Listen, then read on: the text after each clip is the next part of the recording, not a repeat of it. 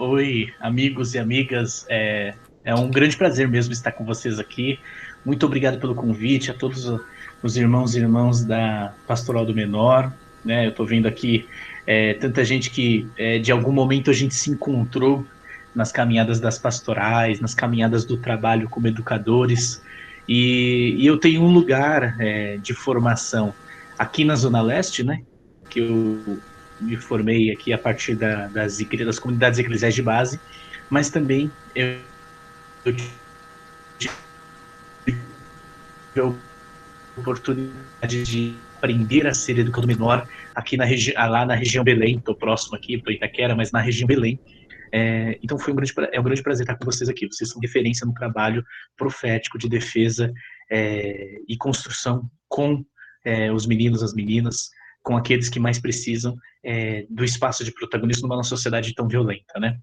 E eu sou sociólogo, eu sou educador social no Bom Parto, fui num período, agora trabalho como educador para algumas assessorias que a gente tem feito por meio de um instituto onde eu estou trabalhando atualmente, Instituto Cultiva, e tive o prazer de participar em nome do Bom Parto, de um encontro em 2018 de educadores para a cultura do encontro em Roma, organizado pela Fundação Escolas Ocorrentes, onde o Papa Francisco construiu a metodologia, uma semana de educadores do mundo inteiro,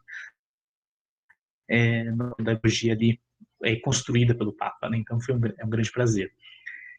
Foi um grande aprendizado. E de lá para cá, o Papa Francisco convidou jovens do mundo inteiro a se somar a esse chamado da economia de Francisco, que aqui no Brasil logo nos organizamos, e eu, junto com outros jovens, nós organizamos a Articulação Brasileira pela Economia de Francisco e Clara, que depois eu conto um pouco sobre isso.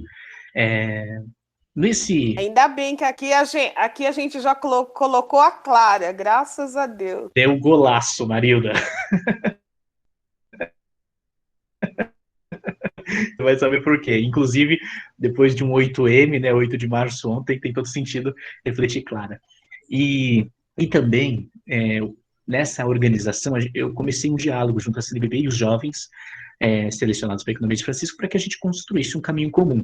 Então, nós estamos construindo uma articulação junto à CNBB, a partir da Comissão Sociotransformadora, que gerou a Sexta Semana Social Brasileira aí com o tema Mutirão pela Vida por Terra, Teto e Trabalho. Então, eu também estou coordenando nacionalmente, sou membro da equipe, né, que coordena a Sexta Semana Social. Foi quando a última vez que eu vi a Marilda foi no Seminário das Pastorais Sociais no ano passado, antes da pandemia. Aí nós nos perdemos nos aeroportos, porque o Brasil estava fechando com essa tragédia, e de lá para cá, tudo virtual, né? Então eu estou aí, né? Um grande prazer estar com vocês. E aí eu já começo, né? Já puxo aqui o papo, né? Então, gente, eu pensei, né? Eu estou vendo aqui, aos poucos eu vou vendo, todo mundo vai aparecendo aqui, né?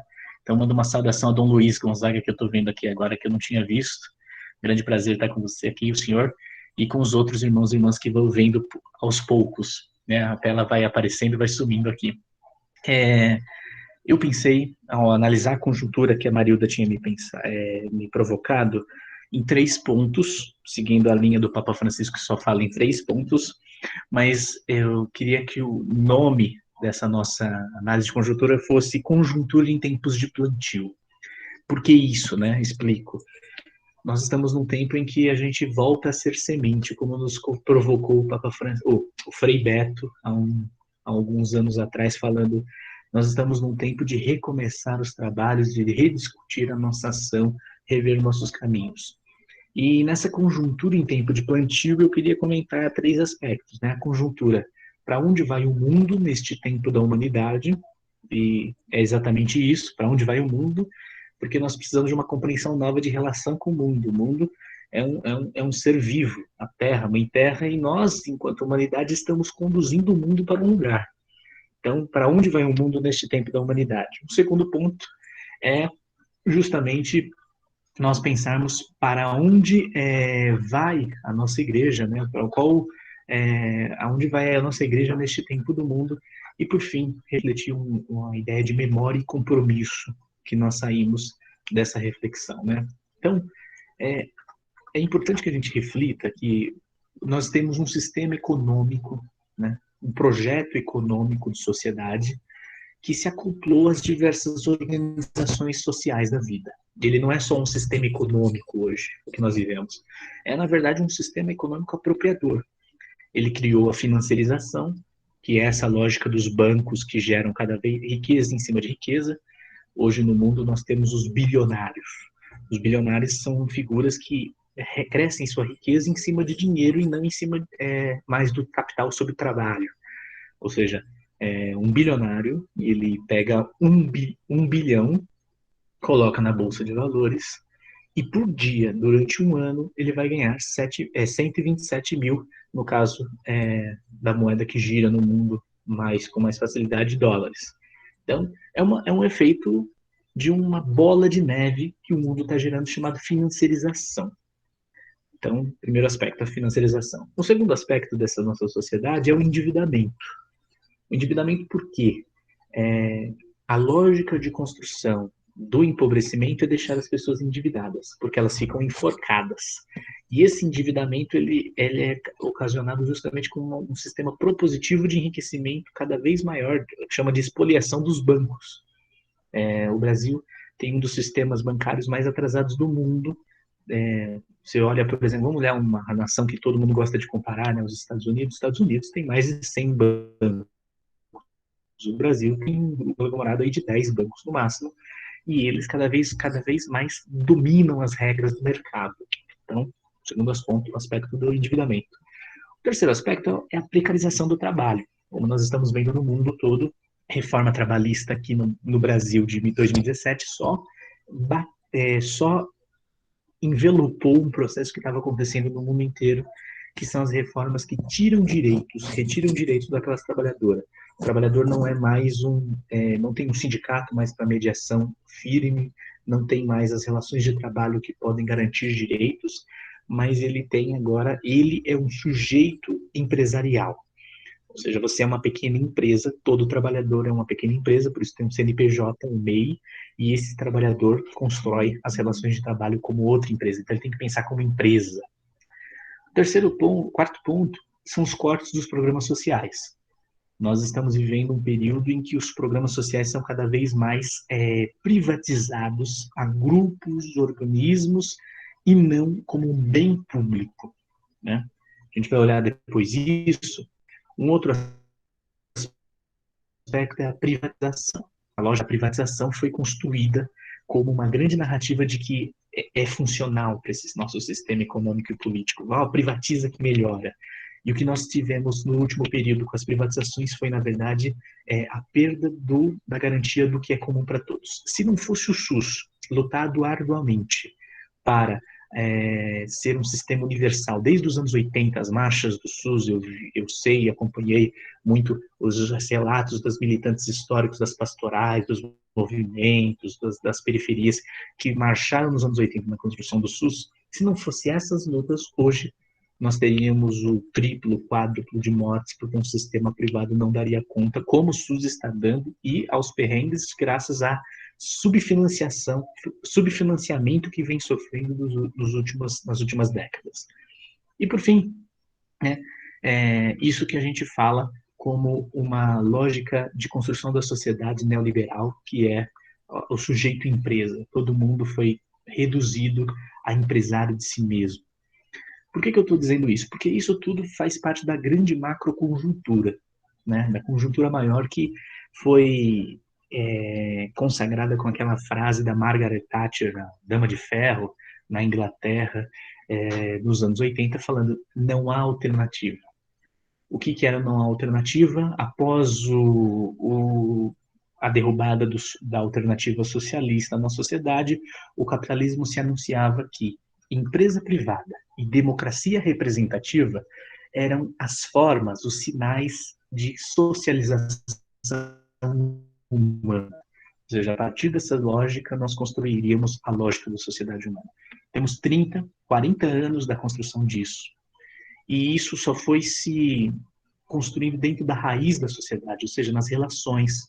Tanto que o Papa Francisco, quando assume o seu pontificado, a exortação apostólica dele, Evangelii Gaudium, ele diz: não deixei que vos roubem em comunidade, justamente para alertar Nesses últimos 30 anos, as comunidades têm se dissolvido. As relações têm sido cada vez mais empresariais, a lógica de muros tem dominado e as ideologias autoritárias têm retomado força, como é, por exemplo, o caso da loja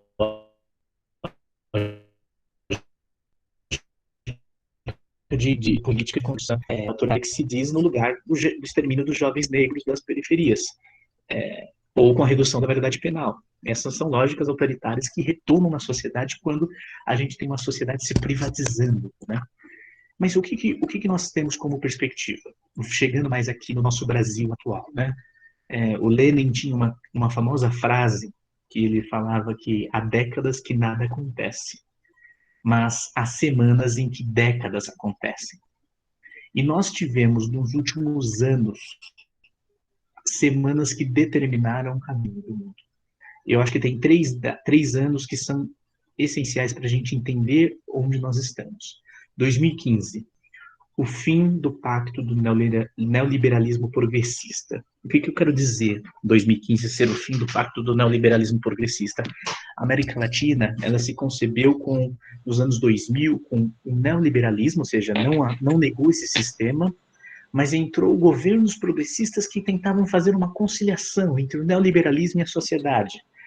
Lula, Chaves, Cristina Kirchner, Rafael Correa e outros aqui na América Latina. Isso foi o impacto de um neoliberalismo progressista, capaz de articular uma política econômica de negócios com uma política regressiva do reconhecimento, ou seja, valorizando a diversidade e representatividade, mas ressignificando igualdade como sinônimo de meritocracia. Ou seja, a busca por uma sociedade mais igual ficou no campo da meritocracia. Então, isso foi 2015, é o fim disso.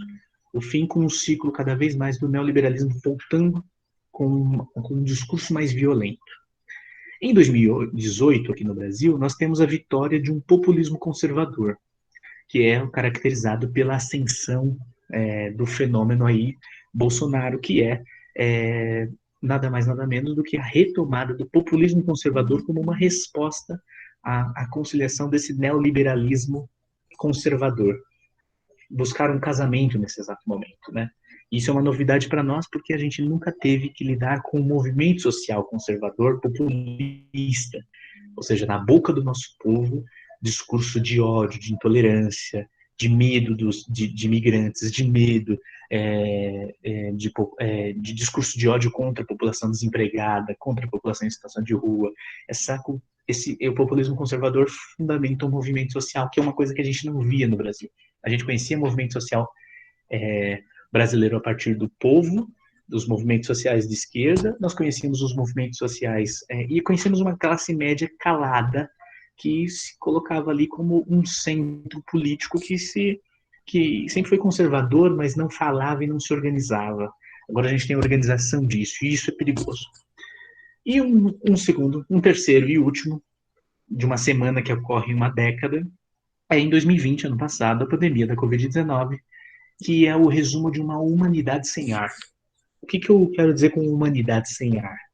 Nós tivemos a lógica da Covid-19 ser uma doença respiratória está muito relacionada justamente ao que a gente está vivendo enquanto sociedade, né? Porque é a não possibilidade de nós nos relacionarmos coletivamente, e isso nos tira o ar, nos tira o espírito, nos rouba por algum momento o ar, o Espírito de Deus que caminha e nos dá coragem para nos envolvermos e nos relacionarmos com a sociedade e construirmos alternativas. Mas é isso. Nós temos 3 datas específicas que geram as grandes crises da hegemonia, grandes crises sobre quem é o povo, para onde nós vamos. Mas crise é como nós já ouvimos, crise é um momento de oportunidades estrutural, porque ela abre brechas e deixa as dúvidas. Pode piorar a sociedade, como pode também surgir alternativas que melhorem. Então, eu acho que o desafio nosso, enquanto pastoral do menor, é olhar esse momento de crise e apontarmos para onde nós queremos ir nesse exato momento. Qual é a nossa pequena ação que constrói a conjuntura. E aí eu queria frisar que nós estamos em 2 eras. A era do mercado, que é o neoliberalismo gerou aí ontem com o rebuliço em torno do Lula, o que nós vivemos? O povo gritando, o mercado está assim, o mercado está assado, ou com o anúncio de uma necessidade de um auxílio emergencial, o mercado está com medo, o mercado está reagindo. Esse ser que ninguém nunca viu, mas que tem CNPJ e tem endereço, porque são os grandes acionistas bilionários que estão nessa jogada, que são o famoso mercado, o mercado, ele pauta as políticas econômicas. E hoje, por exemplo, a gente não tem auxílio emergencial para as pessoas e estamos vivendo uma tragédia coletiva da pandemia, porque o governo simplesmente se nega a responder o pedido, o clamor de 210 milhões de brasileiros para responder o clamor de 10, 15, 20, 100, vamos dizer 100 grandes acionistas bilionários que pressionam o mercado financeiro.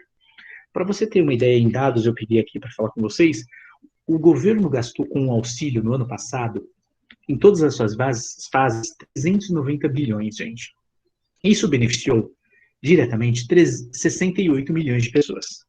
Tá aí um pouco também da aprovação do governo diante do que a gente está vendo agora, né? Tem pé na aprovação do governo esse auxílio emergencial. Para o sistema financeiro, na mesma época, o governo disponibilizou 1 trilhão para salvar o sistema financeiro de um colapso diante da pandemia. 1 trilhão e 200 milhões, se vocês quiserem ser mais específicos. Beneficiou quantas famílias esses 1 trilhões? Esse 1 trilhão. A gente sabe que pequenos grupos econômicos que não dá 1.000 pessoas. Então essa é a era do mercado. A segunda era que eu quero comentar é a era do centrão. O centrão é essa expressão política do conservadorismo, centro-direita, né, dessa sociedade negacionista no Brasil. E o conservadorismo, ele admite mudanças gradativas e lentas, sem que fira o que já foi testado pelo tempo, como diz o Burke, né? Ou seja, a gente não tem uma sociedade de centro que ela rejeita o revolucionarismo, rejeita o reacionarismo, então, portanto, ela rejeita tudo que a gente está vendo na presidência da República, o bolsonarismo, mas também ela rejeita qualquer medida para o bem comum. O que eu estou querendo chegar na era do centrão para falar para vocês, meus queridos, minhas queridas, é que nós estamos também tendo uma mudança no nível macro da política partidária, institucional brasileira. Então, de um lado que você tem um bolsonarismo, com um discurso violento, agressivo, você tem um centro político assumindo as duas casas, né, a Casa do Senado e a Casa da Câmara Federal, para construir políticas, né, desse centro político que eu vou dizer um pouco do que eles passam. Mas, assim, de onde veio isso, né?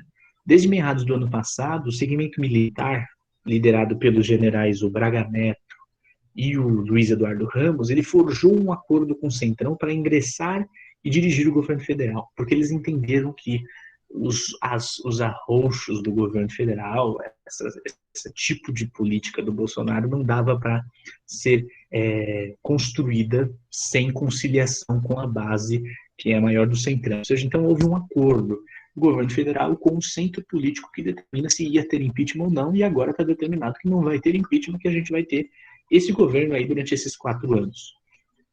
E de onde vem de como é que se instala esse tipo de política? É simples, é uma política mitigante, compensação social, mas não de mudança estrutural da política.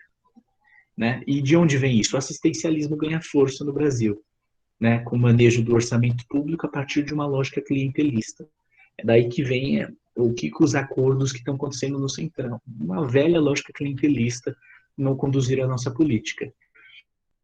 E ao mesmo tempo que a gente tem isso no cenário, né, a era do Centrão, a era do mercado, nós temos uma sociedade híbrida, uma sociedade que culturalmente construiu que a família e o esforço pessoal em Deus, né, ele é o caminho para você ter progresso, né, por isso que a gente vê o pentecostalismo crescendo muito forte na nossa sociedade, porque há estudos que mostram a relação do pentecostalismo com melhoria econômica, ou seja, você tem comunidades evangélicas e até agora católicas, com o pentecostalismo novo que surge no Brasil pelo catolicismo, mas que a relação é empresarial, ou seja, uma relação de que, ó, eu vou começar a me relacionar com aquele pessoal, aquele rapaz tem uma empresa, ele vai me arranjar um trabalho, e com essa lógica eu vou construindo aí cada vez mais forte uma cultura tanto empresarial quanto também um catolicismo, um evangelicismo, ou seja, uma igreja evangélica sempre mais voltado para esse fim econômico de relação religiosa, né? Portanto, a gente não tem uma cultura societal, nós não forjamos uma nação, nós temos uma sociedade ainda sempre tocada por essa lógica de pequenas barbáries localizadas, de exclusão, de lógicas de, de, de desvencilhamento social. É muito difícil, como educadores, como pastoralistas, construir essa cultura. É um grande desafio, uma cultura societal, de compromisso coletivo. E porque bem, esse é um pouco desse que eu queria mostrar de cenário geral, né? Do que a gente está vivendo. E aí agora eu queria colocar um pouco de como a gente está vivendo isso a partir da lógica do Papa Francisco e como isso tem enraizado nas nossas relações e nas nossas missões, né? Como eu contei para vocês, o Papa Francisco, com a economia de Francisco, ele inaugura um processo que ele fala, nós precisamos olhar para a economia de Francisco. Ele fala lá da cidade de Assis. E por que ele fala da cidade de Assis? Porque Assis tem uma vocação, que é a vocação dos nossos lugares.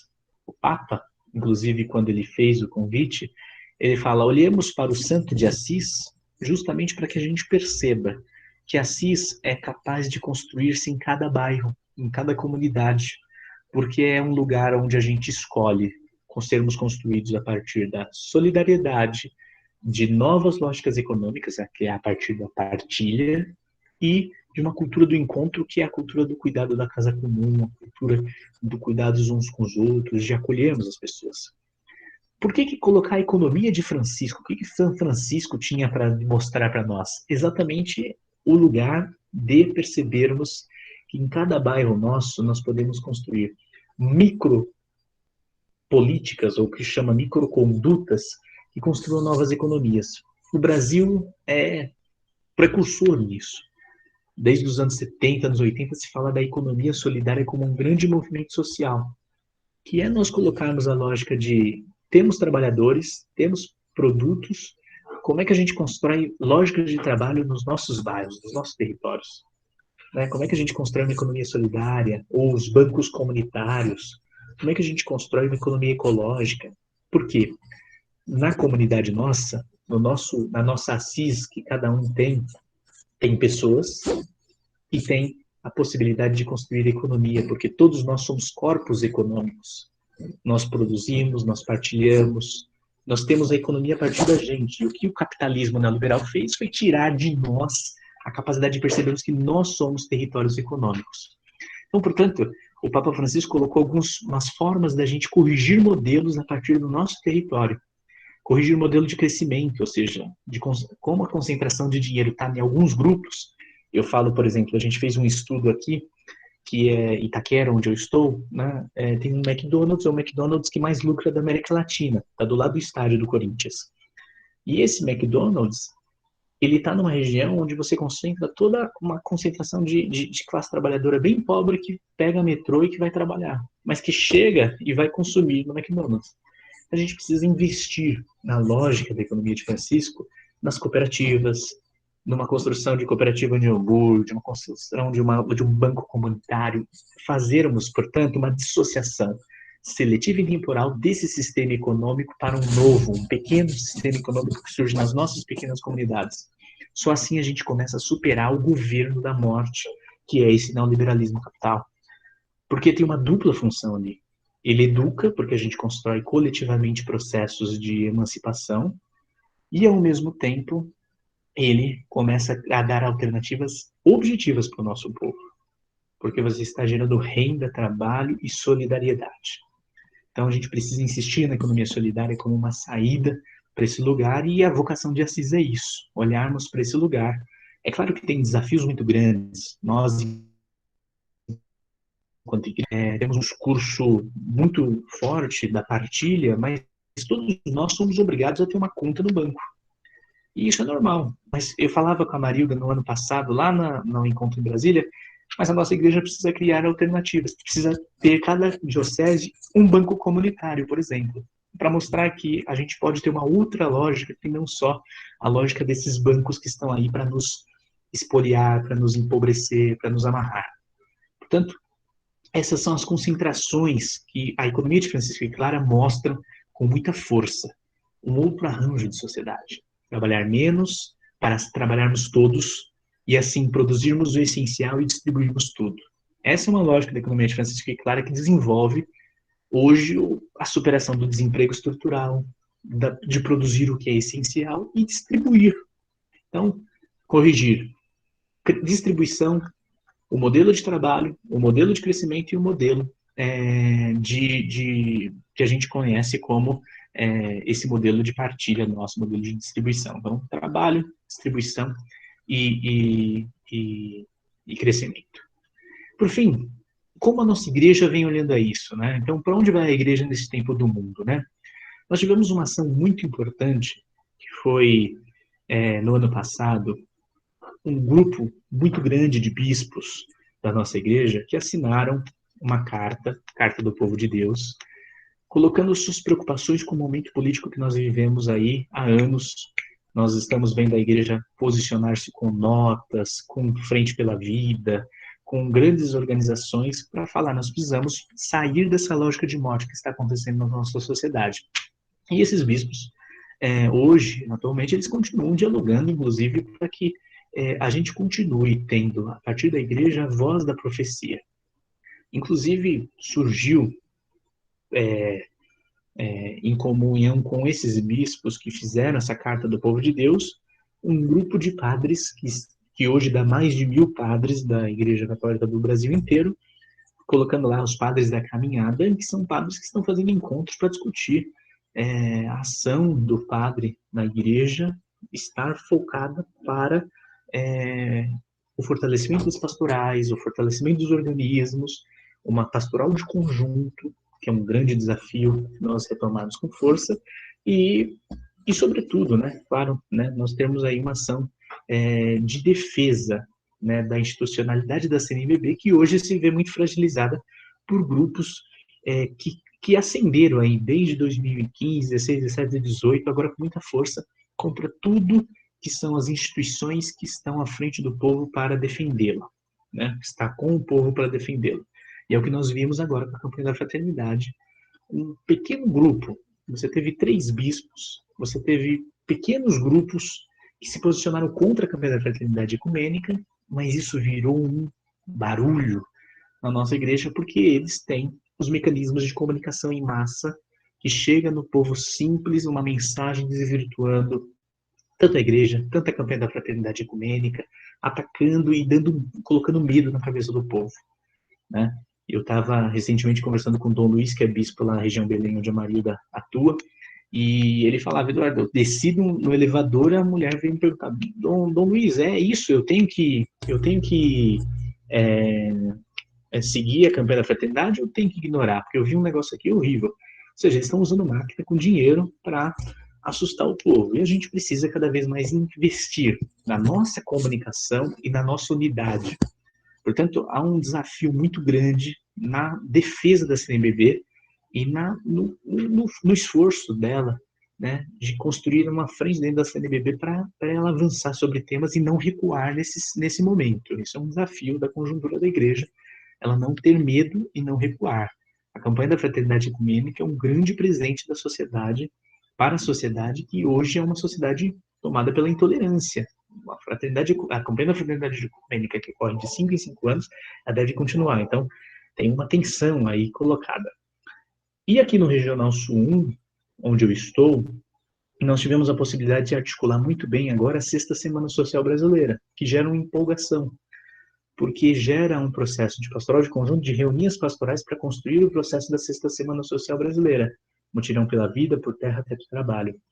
As pastorais, eu acho que a pastoral menor tem que olhar para essa Sexta Semana Social Brasileira como uma ação que pega no coração da vida das pessoas que nós atuamos, porque ela chega no coração da discussão Terra, Teto e Trabalho, proposto pelo Papa Francisco em diálogo com os movimentos sociais, que é olhar simplesmente uma bandeira que pode ser um mote para nós falarmos de política, de economia, que é: temos que garantir terra, teto e trabalho para todos.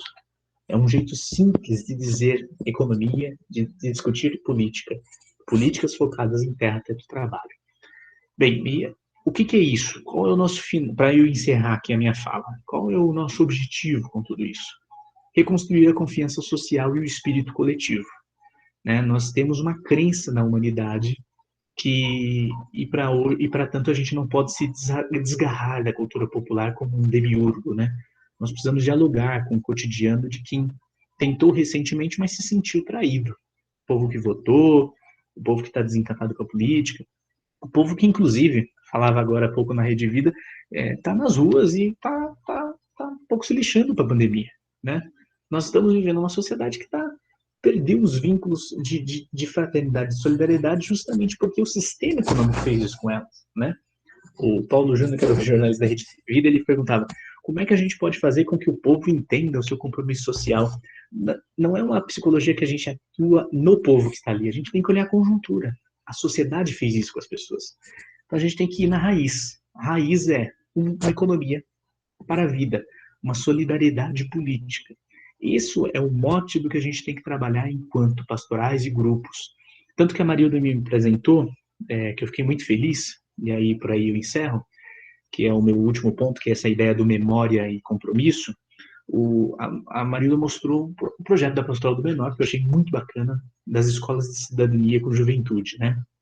Eu achei muito bacana esse trabalho, porque é o seguinte, o Papa Francisco tem se desenvolvido num discurso muito forte de, de trabalhar a pedagogia do encontro. O magistério do Papa Francisco é isso. E ano passado, no meio da pandemia, ele fundou uma universidade chamada Universidade dos Sentidos, que ele trabalha a ideia do chamado, do sentido e da beleza. Ele pega o filme do Fellini, A Estrada, ele pega aquela obra de Mateus, o chamado de Mateus do Caravaggio, e pega aquele livro conhecido do russo Dostoiévski chamado O Idiota. E ele pega dessas três obras de arte, da sensibilidade que ele diz, né? Essas dimensões do louco, do chamado de Mateus e a beleza. Porque ele fala o seguinte, o Papa Francisco, as três histórias são histórias de uma crise. E nas três se põe em jogo a responsabilidade humana.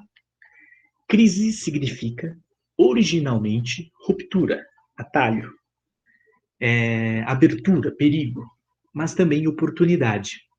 Quando as raízes necessitam de espaço para continuar crescendo, o vaso se parte.